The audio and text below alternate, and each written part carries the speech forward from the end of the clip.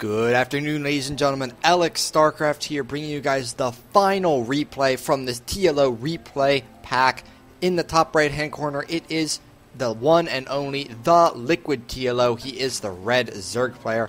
And in the bottom left-hand corner, it is a pretty well-known player. It is MillForGG. He is, of course, on, or was on, the X team, or defunct team, I guess you would say, OGS, which did disband a few months ago. He's currently on Millennium, and he's very, very good. No doubt this is on like the Korean Grandmaster ladder or something with an insane level of play that the majority of us can only ever hope to participate in. And this, as I said, is the last replay. There's 11 games in this pack. The reason it's taken me so damn long is because LiquidTLO is crazy, and the shortest game in the replay pack was like 29 minutes long. It's absolutely craziness, and so just casting it takes a lot out of you. It takes about 20 minutes where you're constantly shouting at the TV screen. But I hope you guys have enjoyed watching all of them as much as I have, and be sure to check out the replay pack if you've not looked at all of the games, because I have them all in one convenient location. If you want to, if you're bored some afternoon, you can just open the playlist, put on autoplay, start the first video, and then eat yourself some ice cream while watching some awesome StarCraft 2. So, just gotta wonder, what are these players going to be doing in this game? Been watching a lot of Zerg versus Protoss recently, as that is the part of the replay pack I've been going through. TLO is going to be scouting with the drone, and no, drone scouting is not defunct, despite what many people do say. I think it is still a pretty good thing to do, just scout their gas, because you'll see their gas, you immediately know what kind of strategy they're thinking, because if they're going for a Hellion expand, I personally treat it a good bit differently than if they're going for that 1-Rax gasless expand, and it does indeed look like that is what MillForGG is going to be going for in this game. And TLO goes for the hats first, follows it up with a 16 pool, so nothing absolutely out of the ordinary, but of course anything out of the ordinary in this game would be really, really, really out of the ordinary, just not TLO being his crazy self with his creep spread and mass changeling usage. And he is going to be going at, he's actually blocking the command center of the Terran player, and the drone so close to dying, but MillForGG doesn't quite get that, and TLO just likes abusing the drone to block the Terran player's expansion as much as the Protoss player likes to do it to Zerg. And TLO is just droning up, getting his Overlord, and MillForGG follows this up with a double refinery before the double barracks, so this would mean he's probably going to be looking to go for some kind of a Reactor Hellion play into Banshee, or at least Reactor Hellions, because getting this double refinery makes it so you can get those units out much, much more quickly than if you go for the double barracks, which is of course a bit safer and lends itself to possibly a later economic infantry push, but doesn't allow you to put very early pressure on the Zerg, and Terran players these days very much do not feel comfortable with that. So we do indeed see the bunker going down. We should be seeing 2 barracks going down pretty soon, or actually a factory, which actually makes a lot more sense than 2 barracks. I don't know why he said he's going Reactor Hellion. He'll be getting 2 barracks soon. TLO grabbing 2 gas geysers when he's only at 30 food. Very interesting. 22 drones, 2 gas geysers, producing 4 queens in total, so he's not going to have a whole lot of minerals to spend on any kind of attacking unit anytime soon. He'll have any time soon. He'll have the queens, he can use those defensively. He's going to have the drones, and he can use those to mine minerals. He's not going to have any kind of Zerglings anytime soon, and I'm interested to see what he's going to be doing this tech with. We could actually be seeing some kind of a 2-base Spire play, which is something more and more common these days, just because of the fact that Terran players have come to expect a 3rd base going down right around now in the next minute or so from Zerg. They've expected massive droning, followed by Hellions and Zerglings. They do not as much expect Mulisks coming out very early. If you do see it, oftentimes you'll see it after the Zerg gets a 3rd base, but TLO is getting a lair. So we're going to be seeing some sort of very fast tech from him. It'll be really cool to see what that is and how MillForGG can react, since no doubt it will not be what he's expecting, but he does have the first few Hellions headed out on the map. You will be able to scout whether there is a 3rd, and in this case, the absence of the 3rd.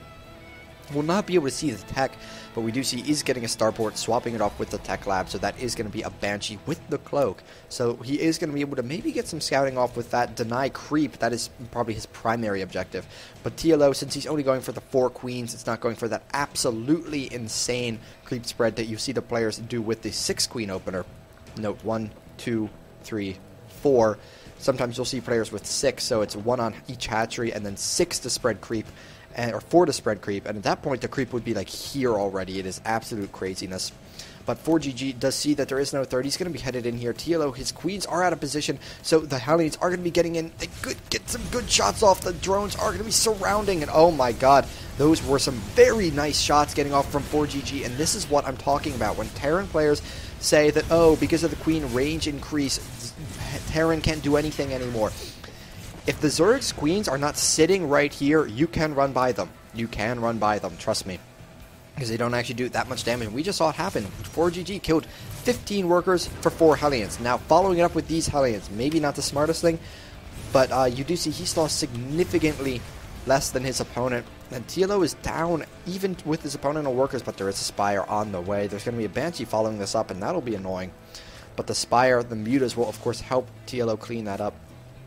No upgrades on the way yet, but he does have it because he's worried about Banshees, and while he already has his queens in position to help with those Banshees, we should be seeing an Overseer made pretty soon. Oh, TLO, so great, already as anticipated, this has already made a queen, and the Banshee falls. And by queen, I mean an Overseer. And we do see a third command center on the way for 4GG. It is over halfway done. Moving the starport over there, probably going to build a reactor, start with medevac production, and there we go. We see a bunch of barracks going down on here. So 4GG probably going to build a tech lab on here and transition into that standard Ling, or what, not Ling, Marine tank composition. This Banshee is going to start and deny some creep. Oh, TLO gets the cancel off on both of them. Beautiful from him. So we'll be able to continue that. And he's just following the Banshee with this Overseer. Now, is the Banshee going to see the Spire? When is it going to see the Spire? Is it going to see the Mutas pop? No, it doesn't seem like it is going to, unless TLO chooses to send it, and he does send it. 4GG now knows that there are Mutas on the map. He should be seeing some turrets be built very, very soon, at least in some of the expansions. And yep, we do see 1 turret going down there, and then 2 at the edge over here. So very nice from him. Very quick reaction time, and once he really gets this Marine production up and running, he will be able to use that as some more mobile defense. And TLO actually opting to take a third base down here. And note, that is about 4 to 5 minutes later than many players like to get their third expansion.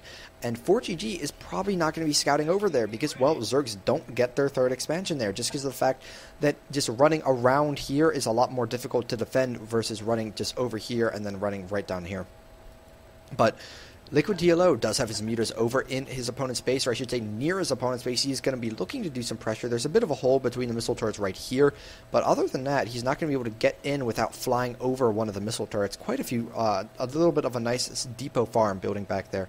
And with the one other missile turret over here, bunker in the front, 4GG defending himself with minimal mineral usage, and TLO spewing the creep with the Overlord and then dropping some creep with the Queen. And I actually saw him do this in the last game versus TSL Value on this same map in a Zerg versus Protoss. You guys should definitely go check that out, but except he was doing it over here because they were different spawns. But TLO, it's so cool watching him. He just does these tiny little things to help him spread creep. He was spreading creep like a boss before. It was cool. And I even remember he said he would hotkey his creep tumors. Yeah, we see he hotkeys his previous creep tumors so he can check the timing on them when he can throw them down. Let's see if we take a look at TLO's vision for just a second. We're going to be able to see what he's selecting for a second. If I'll just leave that going down there. We might get, oh, yep, there he is. He just double-clicked the creep tumors, and then it took him right over there. He spread it. So that's a very efficient way to spread creep if you're ever looking to do that, if you want to be just like TLO. And he does have a lot of Mutas here. He has denied the expansion a little bit, but he hasn't been able to do any economic damage. And 4GG building a second missile turret because he knows that one can be picked off very easily. And TLO, you do not want to engage that. Marines are way too good, but he does get a siege tank, but he lost quite a bit in the process. He's pulling back with the Queen.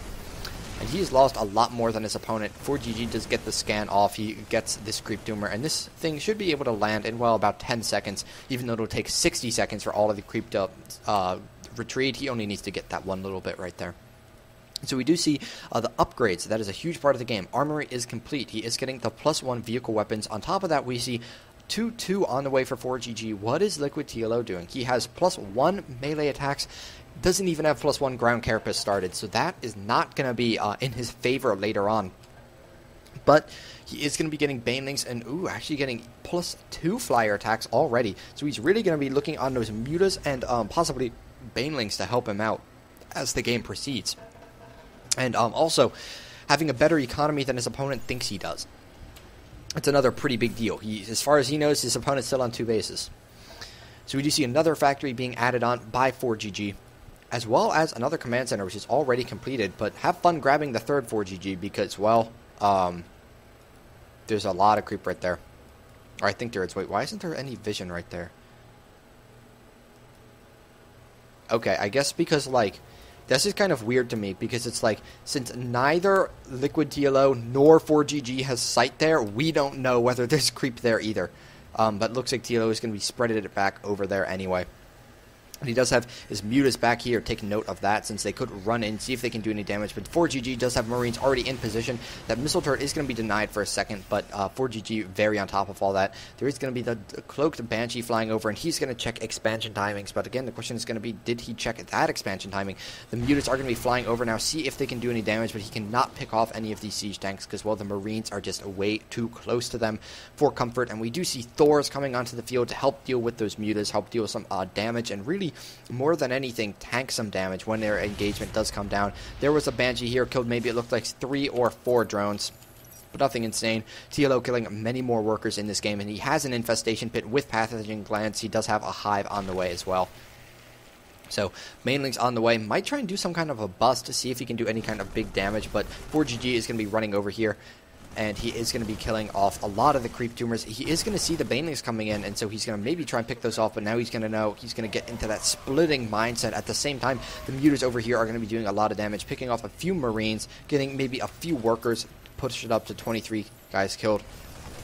And he's going to be running in here now, maybe killing a Marine or 2, but it doesn't look like he's going to do much damage, particularly with the siege tanks up here. Very well positioned missile turrets, and even a 5th command center on the way. Goodness gracious, 4GG is going for that crazy macro play.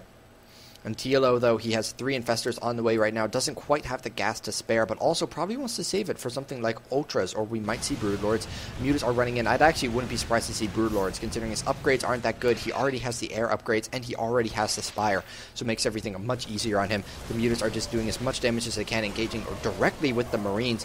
But TLO doesn't care quite as much about preserving these anymore. He needs to sacrifice something, free up some supply for later on. And hey, as long as you can whittle down the Marine count, considering that is his opponent's anti-air for the time being, if you can whittle down that Marine count, good for you. 4GG does now have a sensor tower up, and he's like, you know, I'm done dealing with your mutalist harassment, and he pushes out on the map. And this will not only give him control when he's back home, it lets him know our mute is going to run into my base back home as I push out. That is probably why he's keeping a lot of Marines back home, but he does have quite a few medevacs stimming just a few of the Marines to kill this stuff. But there's a lot of Zerglings coming in here with a few Banelings, few Infestors. Can TLO get the fungals he needs? He does get 1 huge fungal, 2 huge fungals. The Zerglings are all running in here. 4GG needs to try and get away with those Marines, and the Thor is taking a lot of damage from the Zerglings, but I don't think it's going to be enough for 4GG to clean it up, though. Unsieged tanks and Thors, not the best against Zerglings. The Marines are pretty dang good against Zerglings, and the Mutas are just going to get slaughtered right there. And TLO is only up by about 16 supply, and a lot of that is not an army. As he pushes out across the map, and a lot of those Banelings are going to be dying as well. I'm not sure, is LiquidTLO going to lose this expansion right here? More Zerglings running in.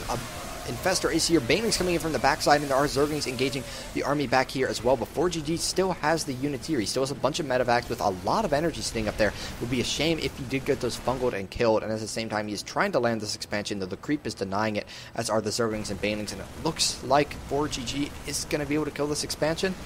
I hope he kills this expansion. It's very close to dying, and yes, that is going to fall. But again, he has no idea that his opponent has had that base the entire game, and that is a game changer. He thought he was 2 base with a 3rd very late, and then a 4th, but he's actually 3 bases with a 4th that was kind of standardly timed, and a 5th that he just killed, and it looks like 4GG is going to be killing this now, so he can finally get down that expansion as he pulls his units back home. So he thinks he's about to be on ahead on bases, but alas, he's not, and there is a hive completed. There's Ultralisks on the way, and he does actually go the Ultralisk route. I find that could be an interesting decision, but his melee attacks are about to hit level 3, and he can start the level 3 Carapace very soon. And oh goodness, 4GG still getting blocked, creep being pooped, and not poop being creeped, with the Zergling underneath of it, and 4GG, little does he know, he's going to have to scan here to kill it. And he's just starting to get frustrated at this point, I'm sure. Looking to maybe do a drop over here, and he did just spot the expansion, and he probably might have clicked on the mineral patches and be like, oh, sweet God, that is not good for me. Greater Spire is going to be on the way for TLO as well. Chitinous Plating for the Ultras, and we see, now that 4GG knows there's going to be Ultras on the field, we see that Marauder production alongside of Concussive Shells really starting up, making 5 of them at a time, and he's going to need it because the Ultralisk count is going to get very high very quickly. Zerglings are running away a little bit, splitting off from the main army, and he's going to see this push right now. What is he going to do with it? I'd love to see him send some Infestors down there alongside of some Zerglings, but he's not quite reacted yet. But he has these guys here. What is he going to do? Is he going to fungal, or is he going to infest a Terran? He is going to fungal, get a whole bunch of workers with that between these guys. What are we going to see? 32 jumping to, well, actually, it just sat at 32. I'm not sure what happened there, but he did clean up that push. Sent in the units for a second with the high ground Spine Crawlers. They are going to be doing a little bit of damage, but now the Infestors are going to be getting chased, and 4GG, is he going to see them? He does get the scan off. He gets one of them. He's trying to get a second one, but the Zerglings are going to be attacking as well, so he's focusing them down. He gets the second one. Is he going to get the third? It looks like no, he's not, but things are still looking good for TLO. He has lost more than his opponent, but he cleaned up this push, saved the hatchery, though just barely, and its creep spread is looking great. It is all the way across the map. And he is getting Corruptors now, looking for that Broodlord transition, has more Infestors on the way, and 4GG is down by about 50 supply. And wow, his economy, not the strongest, only currently has 48 workers in total, having lost 32 throughout the game. And really, while he has 4 bases, he doesn't have quite that many, not that much is mining, but here we go, the Zerglings and Ultras are all running in from the different sides, and holy crap, that did not go very well for 4GG. The huge flank, the siege tanks just get slaughtered, and wow, 4GG, he actually has a lot of Marauders with that +3 Punisher grenades. They really, well, they punish those Ultralisks, and he does have that +3 Carapace on the way as well, which will really, really help versus the Zerglings. But with these Infestors, they ignore armor with that fungal growth, of course. And Broodlords and Ultras, that's going to be very hard for 4GG to deal with, as no Vikings even in production, is just making some infantry and some siege tanks, and here we go. He is going to be trying to focus down this expansion. He's not quite going to get it, but there's some huge fungals going off. The Ultras are going to be doing a lot of damage, but they're falling really, really fast to all of these Marauders and these siege tanks, but it looks like he's cleaning up a lot of stuff. He's trying to kill the expansion, and it's down to very little health. It's down to about 199. Is he going to be pulling some SCVs to help repair it, or dropping some mules? Well, right now he's more focused on killing off the Infestors, pushing back, maybe trying to kill the Broodlords as well. I'm still very concerned for this expansion, but no, it looks like 4GG does have some guys in position to repair it. There it is. Okay, it's being repaired now. So 4GG holding off, but he's still behind by about 40 supply, and he's still only mining off of not really any bases, as a matter of fact. He lost quite a few workers in that engagement in total. I think he's down to 32 right now. And while he still has this expansion, oh, a fungal going off on all the mules, but doesn't quite kill any. But all these are fresh, but even this expansion almost mined out, and that is not good for 4GG in this situation. While TLO still happily finishing up the mining on here, but here we go. 4GG is going to be pushing out now. A few banelings do detonate. He's trying to pick off the expansion. No! 4GG does not get the expansion, loses a lot of units, but he still has these guys on the high ground, and he does indeed get about 3 shots off, and the expansion finally falls, but not after it's getting near mined out. It's actually mined out about 2/3 of the way. 4GG is forced to pull, or TLO is forced to pull back, pull his drones with him, get some Ultras and Broodlords together. 11 Marines on the way at a time with +3 attack is going to be doing a lot of damage to TLO soon.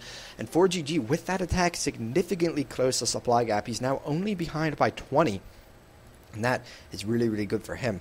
And he has started up that Viking production, so he is going to be able to take down those Broodlords.